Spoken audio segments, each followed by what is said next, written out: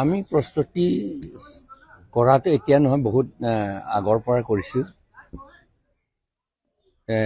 15 opposition parties alliance লৈ কাম কৰি আছোঁ। এতিয়া ইয়াত কাৰ্বি আংলঙত আৰু ডিমা হাছাওত মাত্ৰ কংগ্ৰেছ আৰু NPP আৰু আমি APHLC হে ইয়াত কেণ্ডিডেট আছে, সেইকাৰণে ফলোৱাৰ্ছো আছে।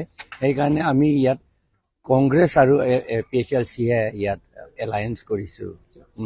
কংগ্ৰেছ দলে এটা ধৰক যেনেকৈ পলিচি আছে, সব জাতি জনজাতি চবক মিলাই দিছে। আপোনালোকে কিন্তু বিশেষকৈ ট্ৰাইবেল আৰু নন ট্ৰাইবেল বিলাকক আপোনাৰ ভোট কৰ্তন এইবিলাকৰ এটা আপোনাৰ দাবী আছিল আগৰ পৰা। সেই কংগ্ৰেছ সেইটো মানি ল'বনে আপোনাৰ? সেইটো তেনেকুৱা নহয়। এতিয়া আমি জইণ্টলি চৰকাৰটো ফৰ্ম কৰিমতো, সেইকাৰণে এতিয়া মিনিমাম প্ৰগ্ৰামটো থাকিব, সেইমতেহে কাম কৰিম। এতিয়া আপোনাৰ নন ট্ৰাইবেল বিলাকক ভোটত কৰ্তনৰ মেলে কিবা এটা আপোনাৰ যিখিনি দাবী আছিল, সেইটোত আপুনি একে থাকিব নে হাল সলনি কৰিছে? 6 শিডিউল মতে যিটো আইন কৰিব লাগে সেইটোহে আমি কৰিম। কনষ্টিটিউশ্যন মতে যিটো কৰিব লাগে সেইটোৱে কৰিম।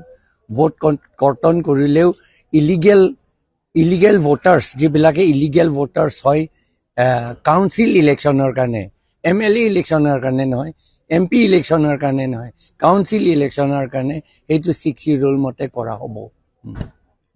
এতিয়া ধৰক যিখিনি ইয়াত আগৰ পৰা থকা নন ট্ৰাইবেল আছে তেওঁলোকৰ প্ৰতি আপোনালোকৰ ধৰে পাৰ্টি একো মানে নাই, একো প্ৰব্লেম নাই। আমি তেওঁলোকক খেদা কথা নুঠে। ইয়াত সকলোৱে ইয়াত থাকিব আৰু আইনমতে 6 শিডিউল ইমপ্লিমেণ্ট কৰিবলৈতো তেওঁ সকলোৱে আমাক সহায় কৰিব। একো ভয় কৰিবলৈ নাই।